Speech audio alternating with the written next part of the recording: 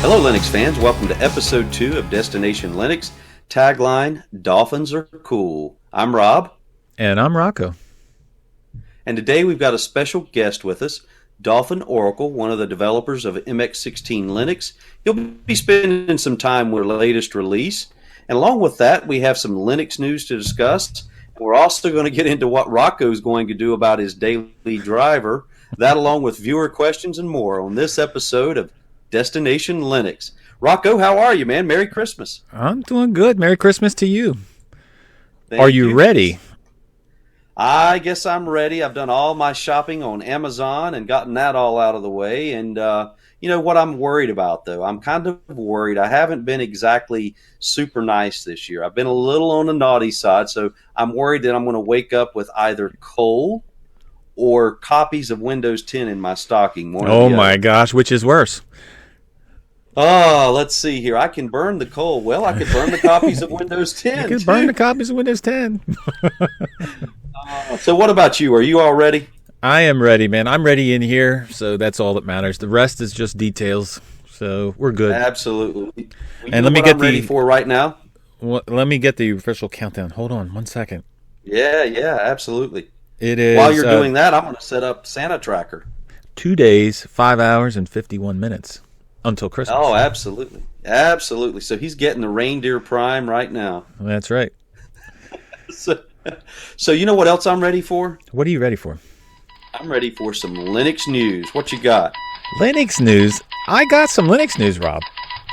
All right, so we have Budgie has updated their desktop 10.2.9, and it's just a minor bug fixes, but it does come with fixes for HIDPI and some panel and Raven fixes. So, hey, anytime they're going to continue updating it, they could have just, done nothing and waited for the next one to come out, but it's always good to see them update it.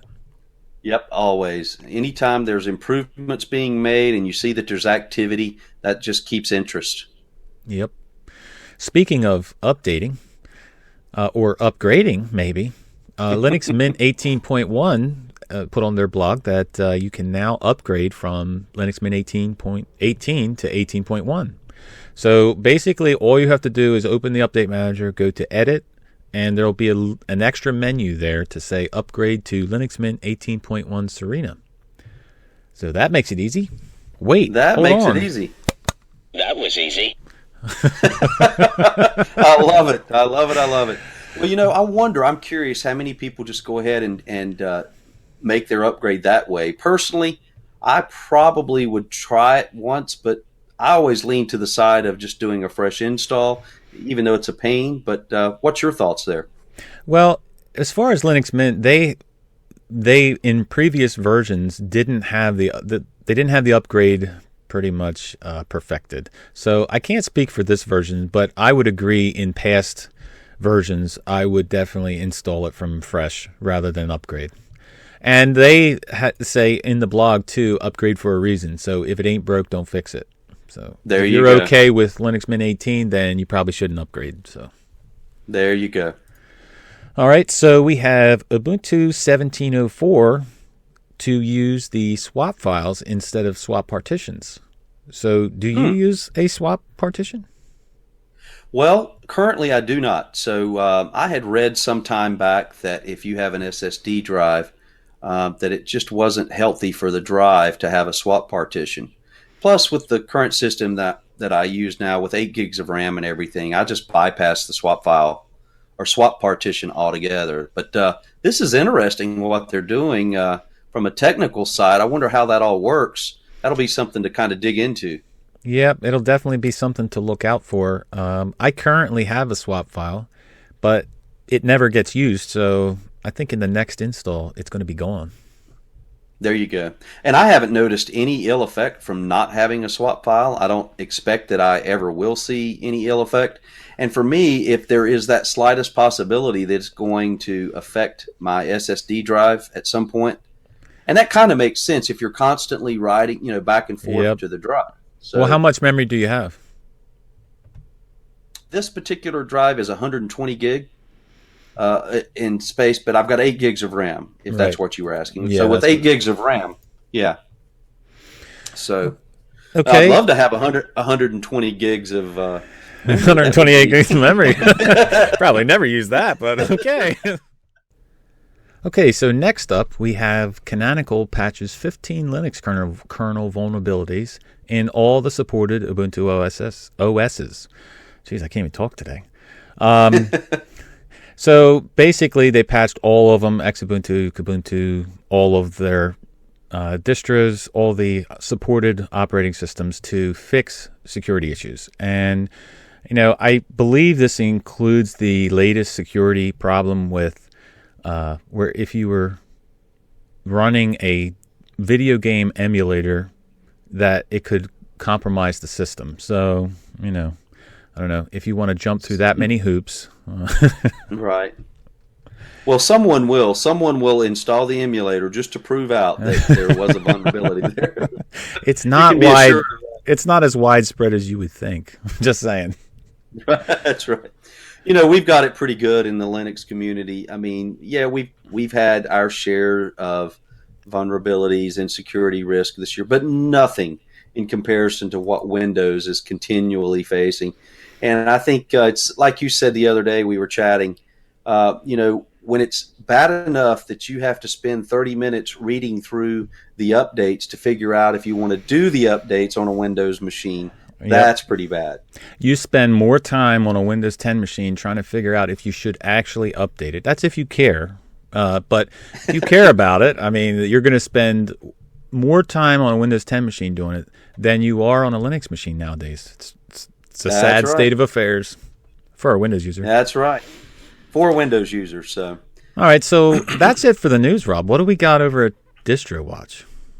Oh boy, over at DistroWatch. Well, there's always something new at DistroWatch. So just in case anyone was interested, the number one ranked distribution on DistroWatch is Linux Mint. Can you believe it? Wow, it's that static page coming through again. That's right. I think they have something wrong with their HTML code, and Mint is just locked into the number one ranking, and they can't do anything about it, perhaps. I'm wondering if anybody has ever seen it where Mint isn't at the top. Can we go back that far? Well, we pick on Mint, but there's more to it. There have been some new releases. So the Alpine Linux project, which is an independent Linux distribution, it's developed with an embedded system and security in mind. They've released Alpine Linux 3.5.0. This release switches the distribution from using an OpenSSL security library to a LibreSSL security library. They also introduced support for ZFSS as the root file system, and they've upgraded many of the packages. Now, this is a distribution I haven't personally checked out, but if you've got interest there, now may be a good time to kind of dig in to see what they're doing new. Also, we have a new release of NethServer, so it's a server-related distro. They've got a snapshot release here, which is bringing them to version 7.3, release candidate 3, and this distribution is based on CentOS or CentOS. So they go on to say that they're increasing the flexibility for administrators. So if you are into servers, you may want to check this out. And then also we've got ExTix, which is they've announced a new release, a new version here. It's a Debian and Ubuntu based distribution, and they're at version 17.0, and they're shipping with the KDE desktop environment, and it will be available in 64-bit only, so no 32-bit. And I got to tell you, we're starting to see more and more releases that are 64-bit only. And I think they're leaving out a large part of their audience in doing that. What are your thoughts, Rocco? Well, I think there's a lot of older machines still out there that rely on distributions that allow them to put 32-bit on. And I personally don't have a 32-bit machine, but you're kind of shrinking your base as far as who would try the distribution if you don't support 32-bit. I don't think we're quite there yet where you can cut it out. I really don't either, because we've got to look at Linux as it's used worldwide. We Right. can't just look and say, well, hey, here in the U.S., we're all running 64-bit architect.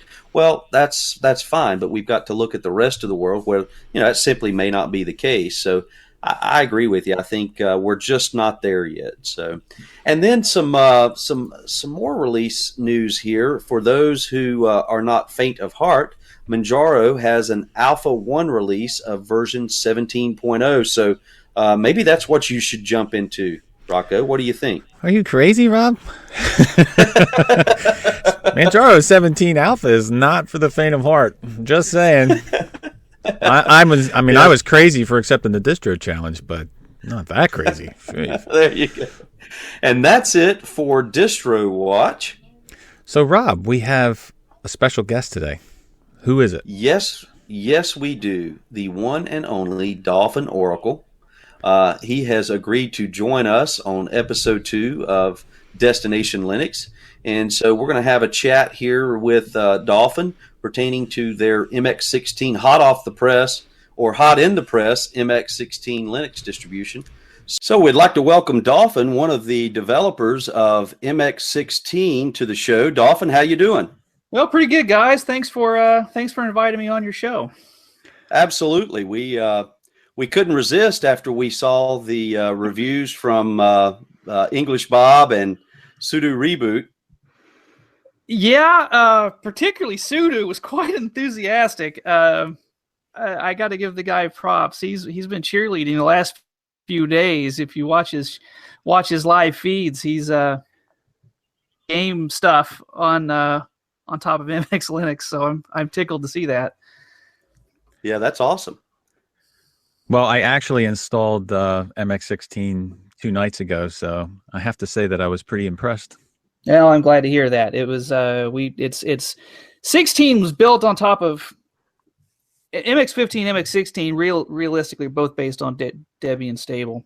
So in a sense, 16 is just a natural continuation of 15, and it's got a lot of we've had really almost 2 years of fooling around with 15, and inevitably in the world of putting together your own distro, as soon as it's out the door, there's like 18,000 things you want to change or fix that you didn't know until, you can do all the beta testing you want to do, but honestly, until a thing hits DistroWatch and all the distro hoppers out there grab onto it, you really don't know what the bug tweaks you need until that mass of people hits it. We don't have any idea what you're talking about, man. No, you guys just don't hop ball. What is this distro hopper thing you speak of? It's so anyway, so 15 in the past. Let me back up. In the past, MX has been considered by DistroWatch as a subset of Antics. And so we've had 2 releases. 14. Actually, 14 had a couple of point releases. 14.2, 14.3 were kind of bug fix releases. 14.4 brought the XFCE. What we have 4.12, 4.12 to, which isn't in Debian Jessie. Debian Jessie is still 14.10. We brought that to MX14, and so 15 was based on that. 16 is using that as well. And I kind of forgot where I was going with that. With that. Well, that brings me to one of my questions. That's the first Debian-based distro that I've installed, and I hear all of these people. Actually, don't call me Lenny made a video of how easy it was to install the graphics drivers. Well, to be honest with you, I didn't even notice the difference as installing a Debian distro for the first time, because it was so easy to install the drivers through MX16. So that's fantastic. I don't know how hard it is to install it on Debian, but all I know is I went in, I clicked the install the graphics drivers, the terminal came up, I entered my password, and it did everything I needed to do, and I rebooted it, and I was on the NVIDIA drivers. Well, that's great. That was a very late add to the system. We were using a tool called, and we still are, it's still available on the distro, called SMXI. It's written by a guy who goes by H2. I don't know his actual name, but he's been, he used to be part of the Citrix project, or Seduction, I guess, project. And he, the Antix developers reached out to him, and he modified it so to work with Antics, being both Debian. Now, Antics tries to roll with what you call it, Debian testing beforehand. But a couple years ago, we had a push from the users in the Annex forums. Say, let's have a stable version, please. And when Zesty came out stable, they took the opportunity to do that. So H2, what that tool does, with SMXI and the subset of that, SGFXI, I think it is, that tool actually downloads the source code from NVIDIA and compiles it and runs it. But there's advantages and disadvantages. One, you get the absolute latest driver that way, but it doesn't it doesn't install it in the Debian way. So you don't get the packages in the package managers. They don't show up anywhere. They're just installed. It's just like installing from source. So that's literally what it is. So Lenny said, come on, guys, fix something here. I mean, we were in RC1, man. I mean, we were ready to. We thought we were done, and he comes in and says, this needs to be easier because this is really ridiculous. It's like, okay, so actually we forked. It's not obvious from the tool, except if the guy who looks at it, who wrote it, happens to look at it. We actually forked the solid XK tool, which was written for Debian stable and Debian backports repos. That did not work real well with the way our repos are set up, so we actually had to redo a bunch of code on the inside and make it work with our tools. We actually wrote our own NVIDIA detect tool to figure out which NVIDIA driver to install, because we host all that stuff in our repo. So there's none of this going out into the, you don't have to enable Zesty backports or anything like that, which if you follow the Debian wikis, you do. And we also learned something about why. We couldn't figure out why it was so hard to install, why everybody was having trouble on Debian distributions. We found out why. Debian, like the big dog, Debian, configures its apt-get system so that it installs the recommended packages automatically. Most of your Debian-based distros, including MX and Annex is no exception, they don't, because it has the potential to pull in all sorts of things. So their wiki doesn't tell you to install things because it assumes that it's Debian and it installs all the recommends are going to happen. So the wiki, the Debian wiki, is not quite complete, depending on how the apt-get system is, the package management system is configured on the individual distro. We figured all that out, rewrote it's called DDM from Solid XK, the back end is anyway, and we rewrote a bunch of that so it just used our repo, and then it brought in the names of the packages and all that stuff that was particular to us. NVIDIA and Debian don't help because their detect tools, or actually the guys who wrote NVIDIA detect and Debian, assume that the only place the drivers are available is the Debian stable repo or Zesty backports or the backports repo. So if you have a newer version, say I think 340, I think is in. If you have, I think ours is 367, and we just brought over the 375s. It's in our test repo. It doesn't know where to get them. It tells you to go Zesty backports, but it doesn't know where to grab them. So anyway, Lenny was huge in that part because we actually delayed release for 2 weeks trying to put that back together. Because it was just kind of a big deal, and also, as we still have the ATI FGLRX driver that Ubuntu doesn't have because that support's been dropped out of the mainline Ubuntu's. It still works in Debian Zesty, so we host our own for that as well. It's not just NVIDIA. How many people do you have involved on the development side? Because there are 24 official dev team members. About 20 of those are active on a daily basis. And we also have a translation team that, I'll be honest, I don't know how many of them there are, but we're translated into about 12, 13 languages, our own tools. And those guys are great. It's run by a guy named Ol Giza. He's the project manager on that. And in fact, I just sent him 2 tools to do update translations on this morning, and hopefully that'll probably hit sometime tonight. It'll be up on TransFX. If you happen to watch my thank you video, I really went into the translators because those guys, I mean, I know coding is gobbledygook to a lot of people, but I don't speak anything but America, so I had so much respect for those guys. And then we have a project manager, Jerry, 3904 on the forums. He actually wanted to be here with me today, but unfortunately, family considerations. Sure. Something on the order of all of his grandchildren not able to leave him alone while he's on the microphone. So,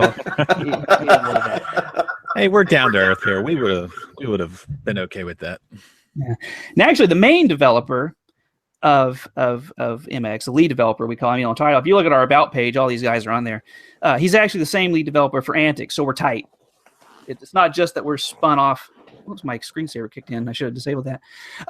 It's not just that we're based off Antix. It's that we're actually pretty tight with Antix. So our live USB system, all that stuff comes from Antix, and those guys are tweaking it right along as we developed, as we were getting MX16 out the door. Well, I installed it this morning on an old piece of hardware that I forgot I had. It was an Asus transformer type laptop. Oh yeah, yeah, had the pin and everything. And so I was concerned from a driver standpoint with the older hardware, Core 2 Duo, with this touch screen, that everything completely out of the box worked. Wi-Fi, Bluetooth, the pin worked, everything. Wow. Well, yeah, we're always curious about the touchscreen stuff because we don't have a whole lot of people just testing touchscreen. We have a couple, but not a lot. That's interesting. That's good. That's good to hear. You ought to see the laptop I'm running this on right now. I literally broke one of the hinges off the screen this morning, getting it out of the box. So I've got it like propped up on my desk here, taped together, trying to hold it together until we get through this podcast. Well, if you like, if it's helpful at all, I can shoot you the exact model of the Asus, just so you know from a touchscreen perspective, what it is. Yeah, send it to me. We'll throw it up in our wiki as something we know that works. All right, very good. That's fantastic. So what'd you think? Well, from you yet? I hear you might do some reviews. Absolutely. Yep. From time to time, Rocco twists my arm on a review every now and then and says, "Hey, you must do this." I would never twist your arm. Well, and that was my purpose. So I installed it in boxes for the first time. And so messed around with it a little there and immediately knew that I needed to get that on hardware and really put it through its paces and go through some of your MX tools. And yes, a review will be coming, and I want to spend time with the hardware and really dig in so that there's a lot there. I mean, there's so much more there than your typical distro. Yeah, I don't know. We put a lot of work into it. It is not easy being Debian stable and yet having some of the newer stuff in there as well. We have, our repo is its own backport repo in a sense, if you want to consider it that way. We're not just grabbing packages from upstream and hosting them. We're actually, in most cases, we're actually recompiling them and repackaging them. In some cases, providing some tweaks and tricks. Sneak preview, we're working on a Compton manager at the moment. Nice. Nice. Because a lot of folks are saying, hey, we're getting screen tearing on these Intel graphics drivers. Now, personally, I don't have a big problem with it, but a lot of people do. So we got together one night. I said, well, the LXQT guys have a configuration tool. I was like, okay. I said, we got Compton in the repository, fine. Let's get something put together. So we're kind of wrapping it all up in one spot. And a lot of our MX tools you mentioned are actually written in Qt, so it was kind of a natural fit to be able to drag over some stuff from the LXQT project. Yeah, we'll see. Well, we haven't even released it for testing yet, so we'll see how it goes there. Well, but no, that's part of what I want to dig into before I get into the review, because I want to be able to speak to what these tools are exactly, how they work, what they do, from a new user perspective or someone trying to set up Linux, and depends on the hardware, of course, for the first time. I mean, I just see that as being huge. Yeah, well, we focus a lot on the setup. One thing, I don't know, what's your chipset for your wireless? Well, on this system, I'll have to go back and take a look at it just to see. I haven't used this hardware in so long, I just don't recall. I got you. The reason I ask is we're actually, and you'll notice Lenny talked about it. We attempt to pre-configure the correct driver for your Broadcom wireless chip at the very first boot of the live media. You don't have to do anything to do it. By default, it actually uses the proprietary so-called WL driver, the Broadcom-STA, Right. whatever, for the Manjaro guys. So for most of the time, that part works fine. Now, occasionally you find a tool where it doesn't. A part where it doesn't. So we have a list of those tools, or the list of those parts, and we actually query that on your very first boot. And on the very first boot, it will say, okay, this is on our list. Let's switch it to one of the open source drivers. And we switch to the open source driver, and we do all the appropriate blacklisting and everything ahead of time. And if you know where to look, you can look at that stuff and see it done. Put a check file in /etc so that it doesn't have to do that again. Awesome. It only does it once. So, and that's been working pretty good. In 15, we actually had some parts that were left out, and actually, honestly, the Debian wiki and the WL wiki, or the Linux wireless wikis that we looked at, the pages, said that certain parts would work with WL, and they just don't. So we've actually tweaked it back so that it's back to using the open source drivers for those parts, even though upstream says they should work. I don't know. So we have a lot less complaints this go around than we did with 15 and with Annex 16. We had a couple of complaints with Annex 16. It actually uses the same tool, and then back to MX 16. So far, we haven't had a single one. Knock on wood. Well, I had the same experience as Lenny, where the Broadcom drivers were installed without me having to use the tool.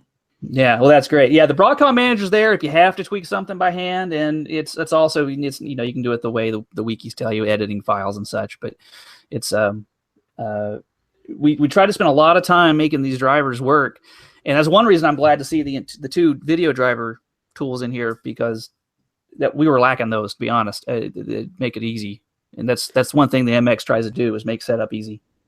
Well, I also want to hand it to your artist within the group, because it's also very attractive. Well, and and it's consistent. The theming and everything is consistent throughout, and so you just get the feel that it's a polished OS.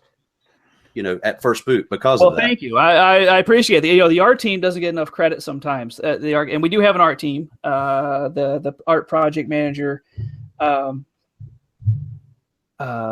I am going to. It's a username. I'm going to completely butcher it. Asquith. Really took the bull by the horns. She was new this year.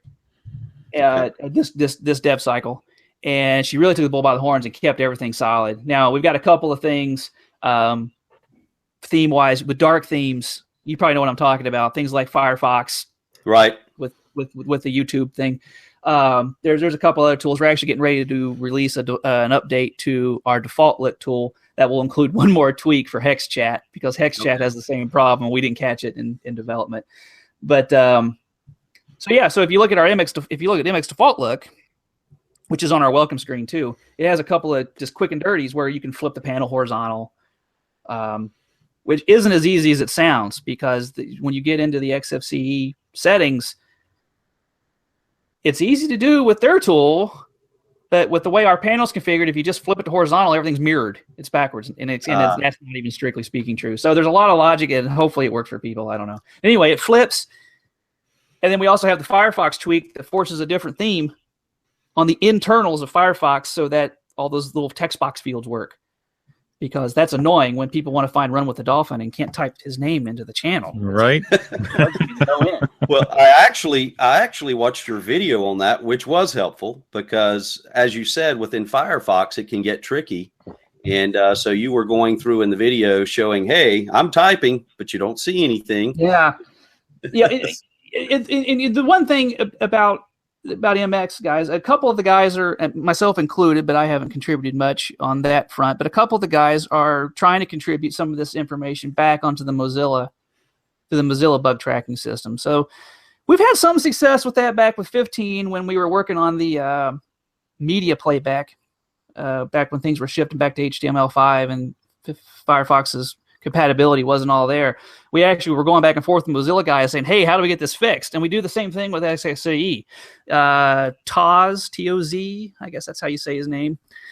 it's weird. You live in the Linux world and it's all online and you don't know how anything's pronounced. That's right. Don't get me started about we know how to pronounce every name here at Destination Linux. I bet you do. Probably have a whole team of people working on pronunciation. So, what are the pros and cons to using Debian for an end user? Well, that's a fair question. Okay, so Debian doesn't change much. Okay, and when they say stable, they kind of mean it. They release the thing, and except for security fixes, that's it. You don't get it. I mean, if you enable the Jesse backports repo, they even tell you that you might break your system someday doing this. You know, oh my gosh, because they're not as vetted as much as their main repo. You consider Debian test. We all talk about Debian testing. Oh, it's you see the Debian based distros that are based on Debian testing. You're like, oh, we're based on Debian testing. We have more up-to-date packages. That thing changes a lot, okay? And testing doesn't change as much as SID and unstable. But stable to the user out there that looks to Ubuntu LTS or something like that, that's where the Debian stable guys, that's where you really want to be. If you were a Windows user and you ran Windows XP for 12 years, through multiple releases of Windows, I bet you didn't upgrade Microsoft Office one time through that entire mess because it costs money, right? But us Linux open source guys, we always want, it's all free, so we want the latest every time it comes down. Well, as soon as you have to pay money for it, all of a sudden people run XP for 20 years, right? Yep, that's right. Okay, so if you're that mentality where you just want it on your computer and it just works forever, that's where Debian stable is going to do you good. Now, obviously, in the desktop world, Linux is a tiny piece, right? In servers where stability counts for even more, Debian's actually got a pretty sizable share. And Debian is a true free foundation-based group that doesn't have a billionaire backing it. Right. Some heroes I can mention, which I have. And a committee to go along with it? Yeah, the foundation committee for Debian can be fun and interesting. The IRC channels can be exciting on occasion, around election time. But I noticed that you have, the latest packages on certain things. Like you have the latest Firefox. Is that from your repos? Yes, that is from our repo. We bring the source from Mozilla, recompile it. It's got some tweaks for MX so that we don't have that annoying. If you install it yourself from Mozilla's packages, you get this annoying little update notice that you can't do anything with because it's upstream. Usually there's a whole other user for that. But we modify that so that that message doesn't pop up. There's a few other things we change. But yes, it's hosted in our things. Same with, I'm pretty sure it's the same deal with Thunderbird. I'm fairly certain Thunderbird is hosted on our repos too. Of course, Debian now uses Firefox. In fact, if you install Iceweasel, you actually get the extended support release of Firefox, which that's available in the repo if somebody wants it. But if our Firefox is our Firefox, it's in our repo, and that's how we do it. We went ahead and pulled in LibreOffice 5 this time too, which you won't find in Debian stable. It's in Jesse backports. It's in the backports repo, but that gets to be a hassle for updates as things go. Because the backports repo, I'm not going to get into that, but let's just say even if you have the thing enabled, you're not quite done yet. Okay. Because they use special priority settings to keep it from wrecking people's system. Is the plan to kind of continually build on the repo and add as you get requests? And yes, in fact, we have a package request forum, a thread in our forums. And, you'd be surprised how quick the package team gets together and pulls those packages together. It's one reason we have OBS Studio. Right. One reason we have Simple Screen Recorder.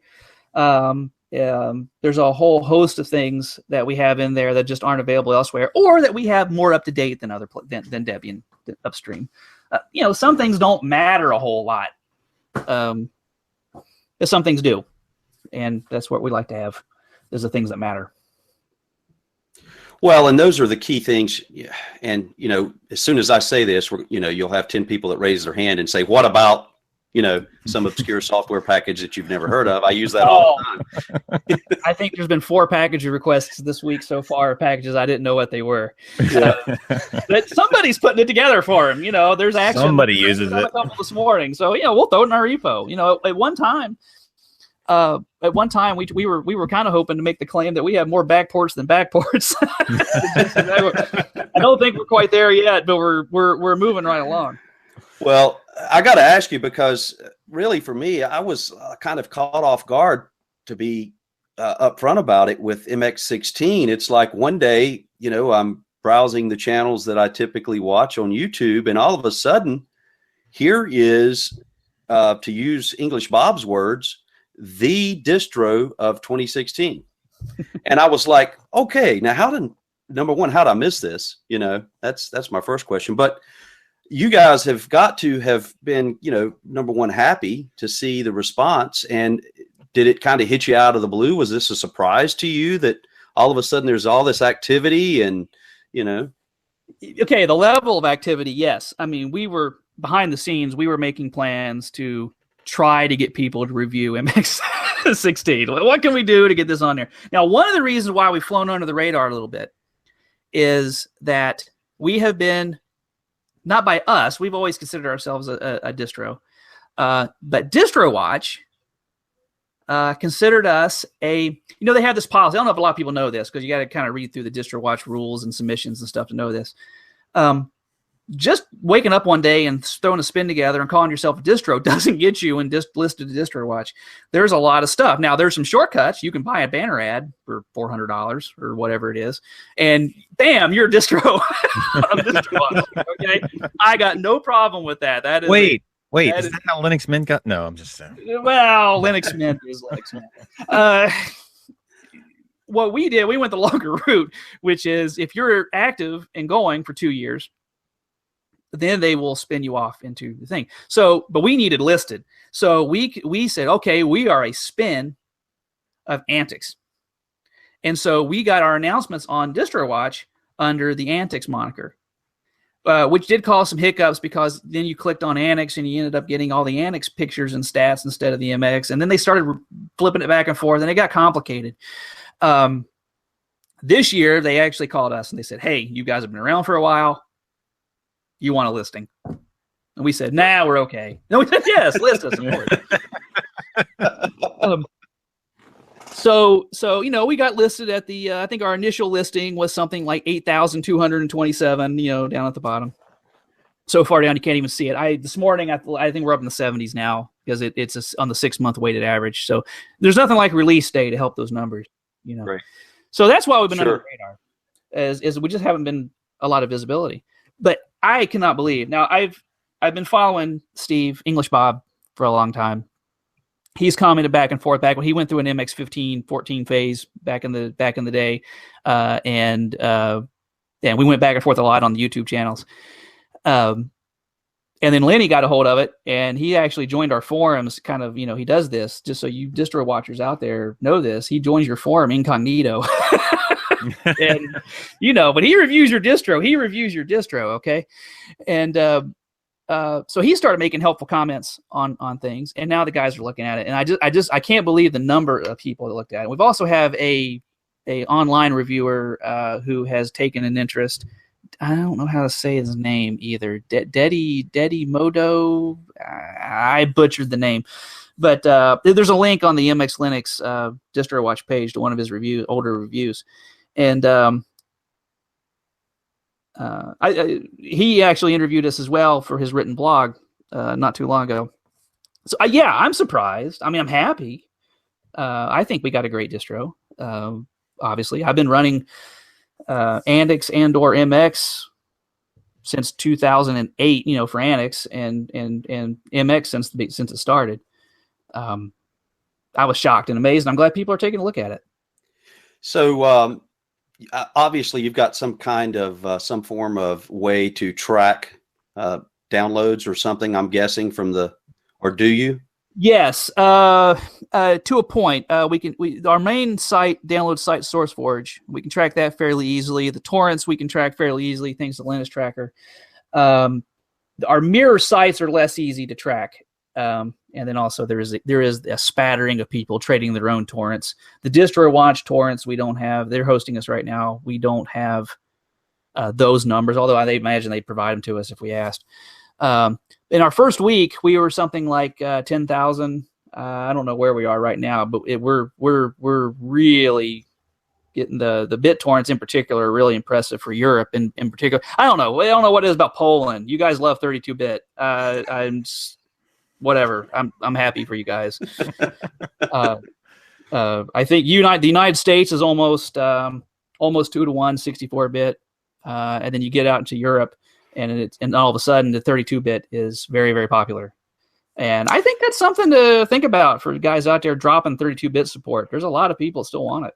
That's exactly what I was going to say is, and you know it immediately if you go into the forums, you'll see people saying, what? No 32-bit? So I think it was a good move on your part to not follow that trend of dropping 32-bit. Now, one thing we did do with our 32-bit release, and it's not, a lot of people don't realize this. There's really two different ways you can run 32-bit. And you got to have the right kernel. You got to have either a PAE or a non-PAE. A non-PAE will work all the time, but if you have more than 4 gigs of RAM, it's not going to do any good. We actually include both kernels on our 32-bit ISO. It takes it slightly longer to install Grub that way, but when you choose at boot which kernel you want to boot, in the very first boot menu, it's going to say PAE or non-PAE. You choose that one to go, and when you do the install, it carries that over, and whatever you chose at boot, that's what you're going to get. So that is, and actually, I want to give a shout out to the Annex team. I have a very small part in the Annex dev team, very, very tiny part, but except as an enthusiastic user. That live USB system that they have is out of this world. It really is. I almost ran, if I didn't have to run my work computer doing actual work stuff right now, I was actually going to run this podcast, this interview off the live stick. Just so I have a live stick all set up, ready for it. I mentioned in my videos that I don't need, a lot of times I do a video, I'll do the editing, I'll do the capture, I'll do everything off the live USB, and nobody in YouTube land can tell the difference. That's how good that live USB system is. And when you select the options or you install an app on the live USB and then run our installer, guess what shows up on your installed system is whatever app you had. So there's a lot of neat tricks that the live USB system has. And if you think you're running live USB is slow, you haven't run it on a USB 3 with a USB 3 device. I'm telling you, we can outrun some spinning hard drives for sure. Maybe not SSDs, but we'll outrun a spinning hard drive. I saw your video on that as well, which I kind of stepped back a minute because it's something I've never even thought about doing. Okay. Yeah. It's just, and so when you laid it out like, you can run this thing. Yeah. Here. This is why you might want a live USB. This is a Lenovo S21E. And I talk about this thing on the channel and I talk about it in the forums. It has a 16 gigabyte. I won't call it an SSD because I think it's actually eMMC RAM, flash RAM. This is really cheap. Yeah, the really cheap. Oh my God, this thing is. I mean, it's great because it's light and all that stuff, and the battery life's ridiculous on it. It's got one USB 3 port, and right there is what runs this computer. It's 120. It's 128 gig USB 3. That it boots. I don't know, 12 seconds.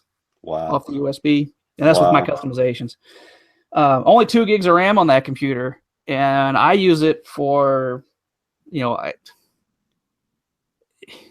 I use it for a lot of stuff. I don't use it for anything heavy duty because it just doesn't have the power. But it's nice when you just need something, you want to browse the web on your way to work or whatever. It's a nice little device. Well, and it has a tiny, tiny hard drive, and it's just ridiculous. And there are places in the world where something like that would be super handy. We take a lot for granted here in the U.S. as far as what we have laying around at our disposal and things like that. So, absolutely, and actually, that's the Antics project's primary focus is older machines. MX is not so much, but Antics itself. I mean, Antics still ships on a CD for that reason. CD-sized ISO. People are like, oh, that's quaint, your CD size. Well, yeah, but if you leave off, GNOME or KDE or even XFCE, to be honest, You can still cram LibreOffice onto a 700 meg download. You know, it ain't easy to do it. So, what do you see future wise? I mean, where do you go from here? I guess. Well, funny you say that. We've already started talking about MX17, which will be stretch based once Debian Stretch goes to stable. Yeah, we're just gonna keep making it better. You know, we want to climb the DistroWatch chart. We want more people on our forums. It's really coming alive. You know, unlike a lot of projects, we inherited our community. The community is older than the project, a lot older than the project. There was you may have heard of it, Mepis. Okay, so the community used to be called the Mepis community, and the Mepis community ran Simply Mepis. Simply Mepis was a commercial project, you know, like SUSE or Red Hat. A guy named Warren. His first name's Warren W. I forget his last name, Woodard, I think. He was running Mepis LLC, and this was his product. He sold support. He sold all sorts of stuff for it. And if you were a subscriber, you got early releases and betas and stuff. And it was pretty cool. And then one day he just said, you know what? I'm not making any money with this. I'm going to do something else. And so the Mepis name's his. The Mepis LLC is still out there. He does patent something. I don't know. He's still out there. So the Mepis community was trying to decide what they're still supporting the last beta release of Mepis 12. Which people ask me, how long are you going to support MX for? As far as I can tell, we never stop. Mepis 12 is still being supported. We just quit supporting Mepis 8. That's how. Wow. And yes, that's 2008.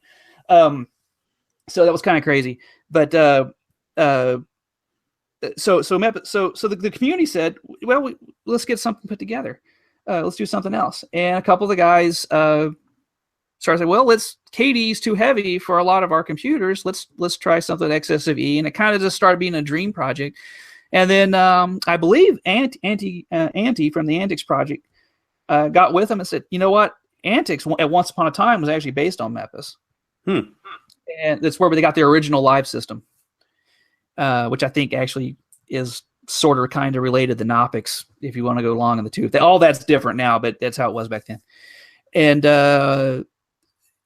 And so they started building this idea for an XFCE-based distro. This is the primary reason why our panel is vertical.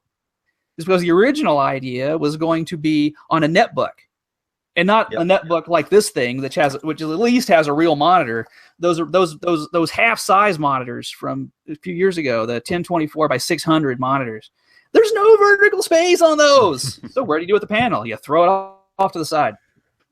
And so that's kind of where this started. And then it just kind of became our look. So we kept it. 14 didn't have an option to swing it horizontal. 15 brought the option for horizontal. Because people are like, we love your distro, but we hate your panel. Well, and you run into that, you know, you take a look at Unity, you know, for example, and people just don't like it when you're locked in a certain way, you know. Yeah, how long has it taken them to make that panel switchable on Unity? You know, we did it in a year. I don't know. You mean the most popular distribution ever? That's right. Well, that's why Unity's why there's a Ubuntu Mate. That's all I'm saying. Right. You're right. Well, there's a lot of distros out there, and you know, at some point, as you start looking at the number of distributions and releases over a year's time frame, at some point the lines start to blur a little and things start to become you know, kind of mono, if you will.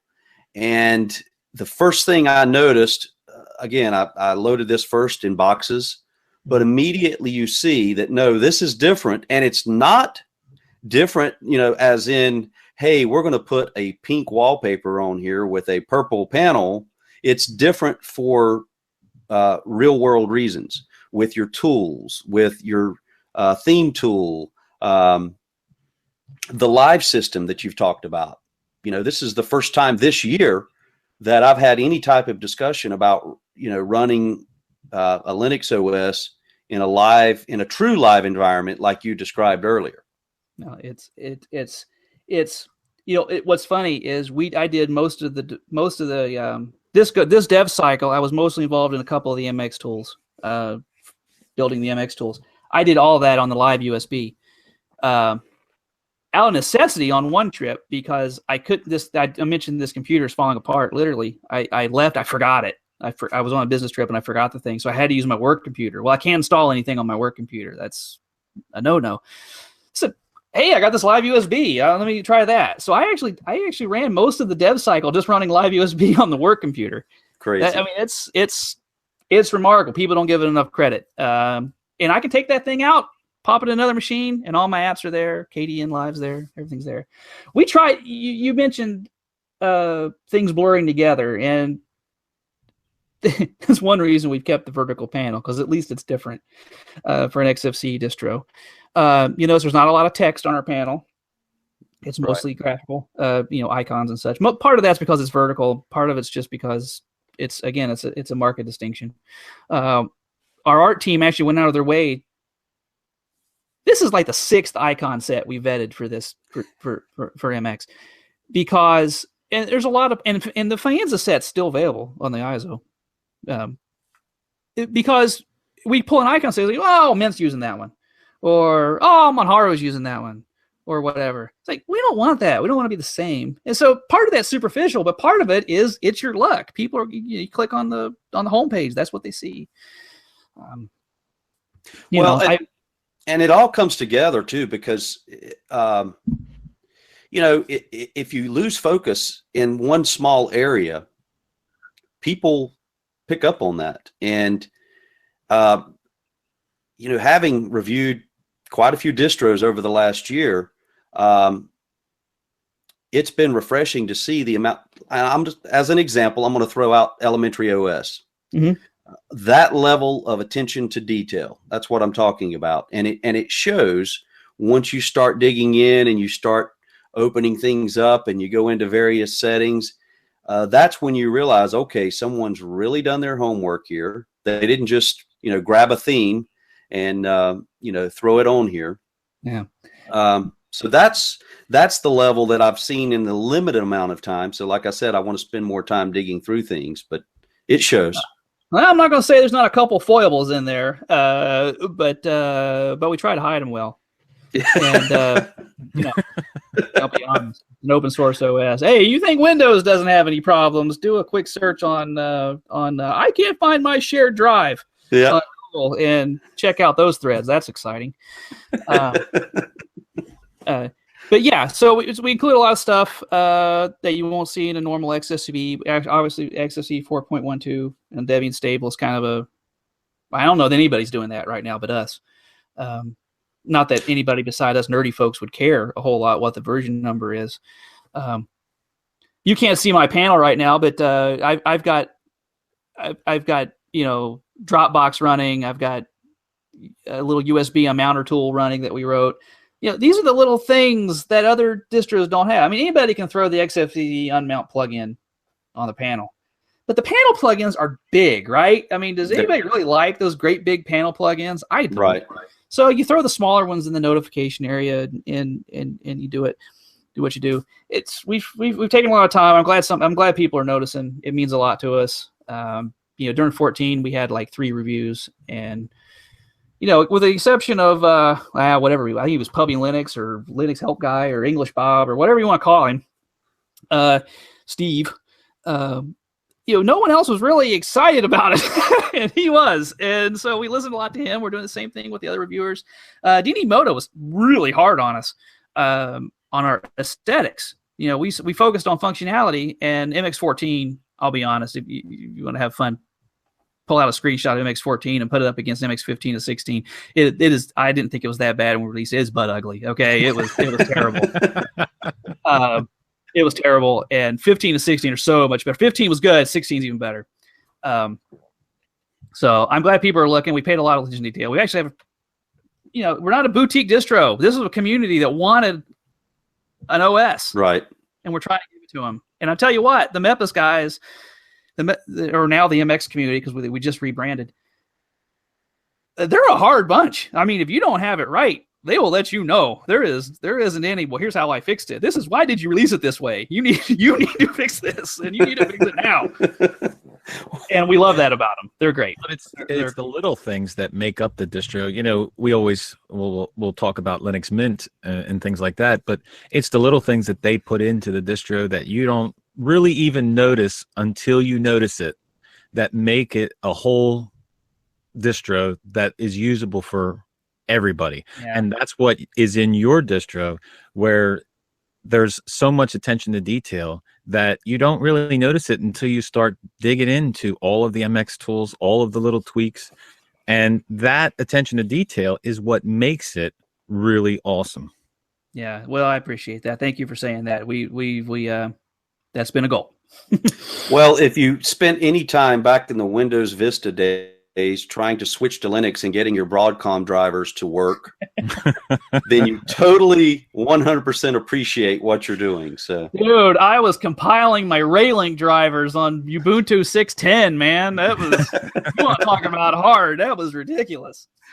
Oh, well, this has been awesome, and we look forward to. I had one other question for you, and I need to dig in myself on this. I guess I need to go read a little more. Any plans for like KDE as a desktop or anything like that? I'm glad you mentioned this. Now we have a user, Steve-O, and he's on our dev team. He's one of our lead packagers, and he's active on the Debian forum, so you'll see him over there too. He has his own KDE spin, and it has not been updated for MX16. I expect it will after the dust settles from 15.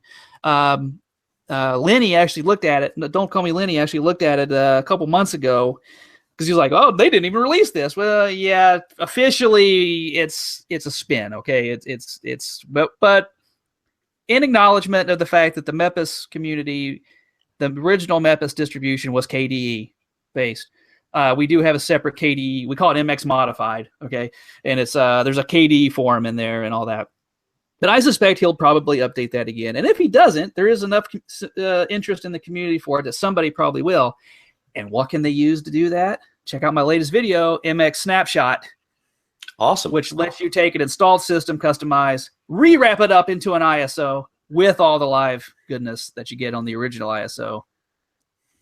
Awesome. You can make your own spin. And about, I just ran it the other night. It took like 20 minutes to run off my custom ISO with all my video and dev tools on it so that I could just stash it in the safe in case the house burned down, Because that's what's important, my live USB. I'm thrilled to hear that, and Rocco is as well, I'm sure, because we're both KDE fans, and if you've been watching what's going on with Plasma, I mean, every time you turn around, there's a new point release. We're up to 5.8 point. Yeah, I mean, they're really moving now.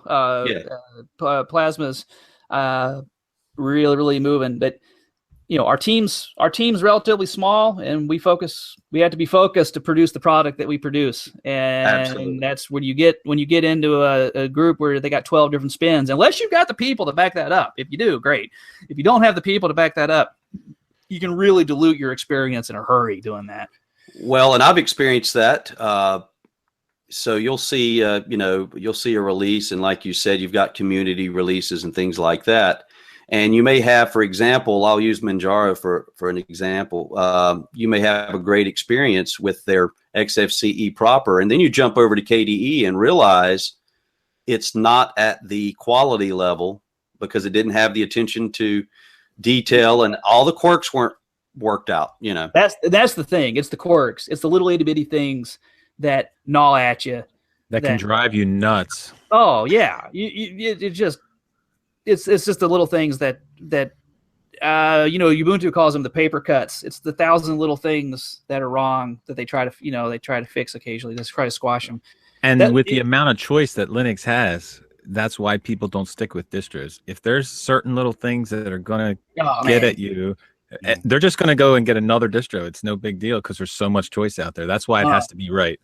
Yeah. Well, it's, if you got 1,000 choices to choose from, you might as well find one that works for you out of the gate. Of course, I want everybody to use MX Linux because, that's just how it is. But But there's a lot of videos out there.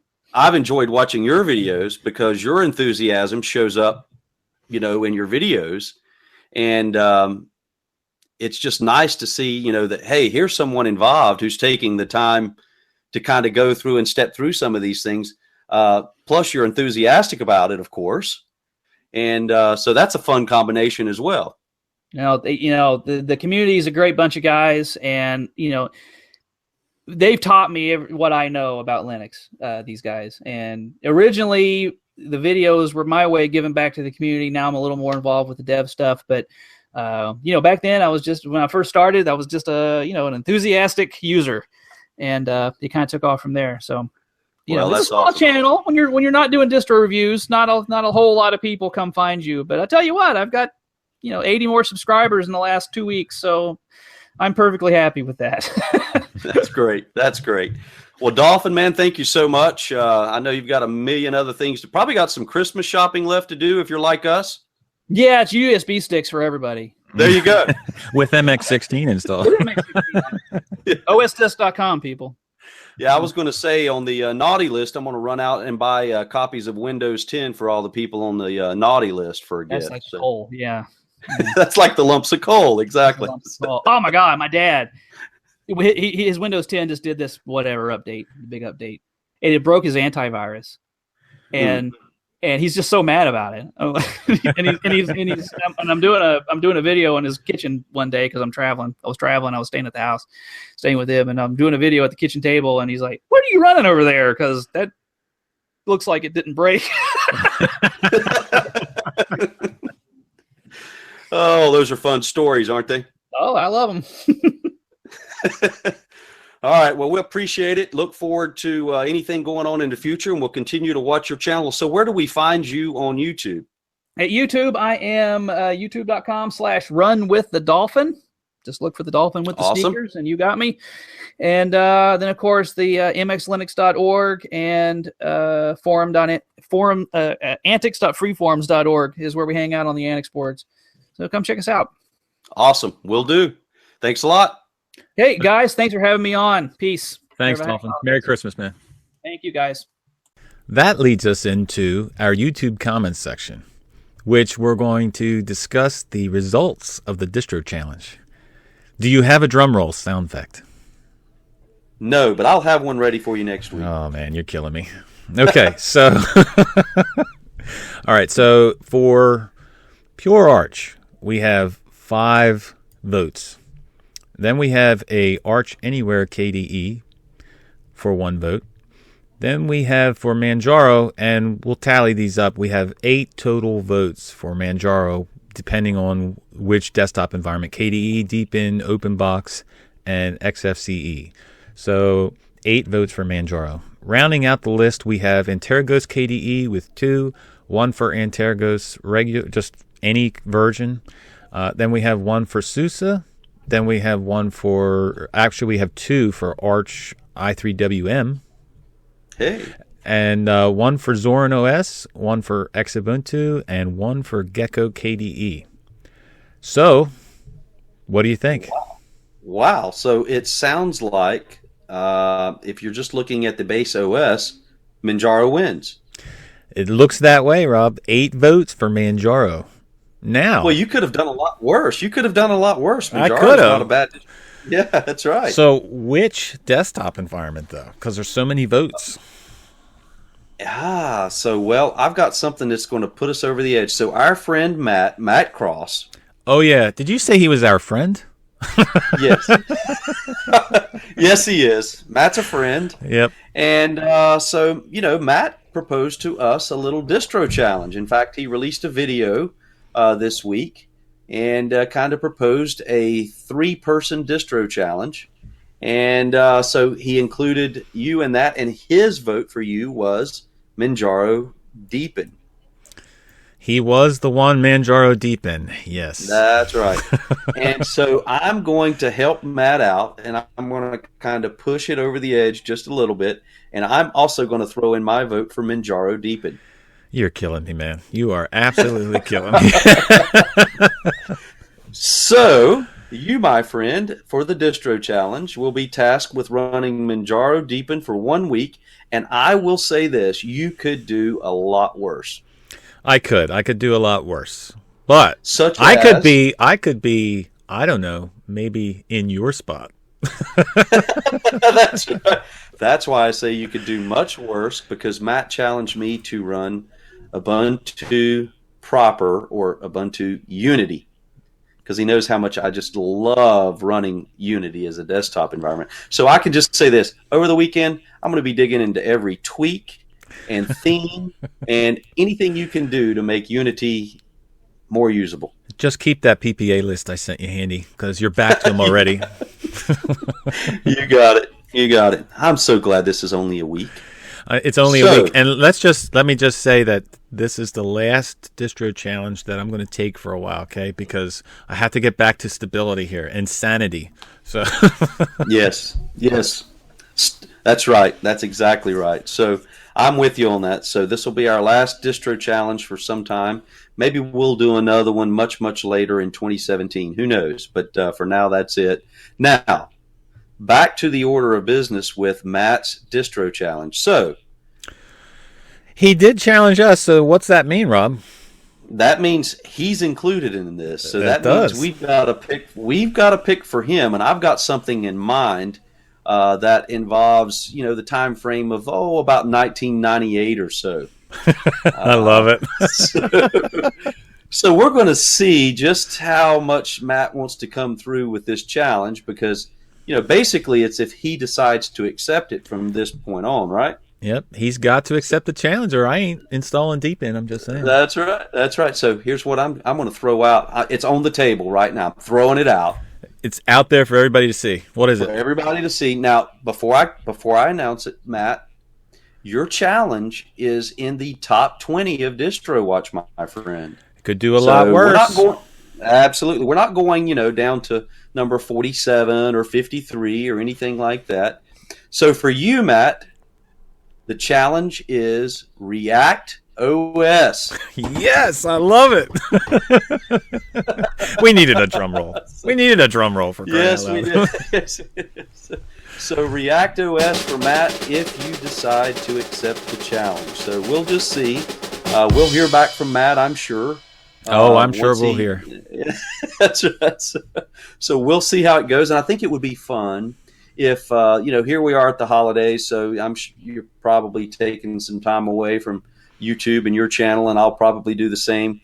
But it would be fun if somewhere, maybe along the way in the middle of the week or something like that, we could release a video just kind of sharing a little update about how things are going. And I kind of have an idea what you'll talk about with the Deepin desktop, and I figure you'll kind of know what I'm talking about with the Ubuntu desktop. But what I really look forward to seeing is Matt's video. Yes, I love it. I think it's awesome. So therein lies the challenge. It's back in. We've thrown the ball back over to Matt, so it's up to him. There you go. So that wraps up the YouTube comments. And so, Rob, what's going on over at your channel? Well, I don't know if you caught this or not. I've got a new cool Linux tools episode up, and it's one that you may want to check out, and it's called Vocal. Have you seen that video? No, I haven't seen the video. So what's Vocal? Okay. Well, Vocal is a podcast app for the Linux desktop. Nice. So here's what's cool about it. It is developed by the same team who is working on Elementary OS. Which means that it'll probably look good. It looks good. Clean, simple interface. It's got one drawback, and you'll see I mentioned this in the video. You cannot do a search to add your podcast. You actually have to add an RSS feed, or you can do an import from a file where you have done an export from, say, iTunes or Gpodder, or an RSS feed. But beyond that, clean, simple interface. I think you'd like it. You can select to automatically update the podcast. So, of course, I put Destination Linux in there as the first podcast. So as we release new episodes, that will automatically update and download. You can choose to automatically download as well. So got that posted. You may want to check that out. And then, of course, based on our discussion here with Dolphin, I intend to do a thorough review of MX16. So, what you got going on? Well, I haven't been doing a whole lot on the channel because of being in the GNOME world. And I got to say that I don't, like the more I use GNOME, the less I hate it. We'll just leave it at that. So, I mean, no, is it something for me to use all the time? No, probably not, because I need certain things. But when I do switch, I am going to miss certain things about GNOME, and especially the full screen launcher. I have tried to train myself to not use the extensions as far as the menus to make it look like other distributions. I've been training myself to use the I do use the keyboard a lot, so hitting the Windows key. Super I hit the key, my friend. Super key. Super key. And opening the full screen launcher. So that I will miss. But it's been a good experience overall. So I haven't done a whole lot on the channel itself, but I will be posting the next video about Manjaro Deepin. Manjaro Deepin. Interesting. That'll be fun. Well, listen, I hope you have an awesome Christmas. This is going to wrap up episode 2 of Destination Linux. And so to all of our viewers and fans of our channels and things like that and friends, wish you all a very, very Merry Christmas and a safe and Happy New Year as well. Yep. Merry Christmas, and we'll see you next week. All right. Thanks. Check you later. See you, man.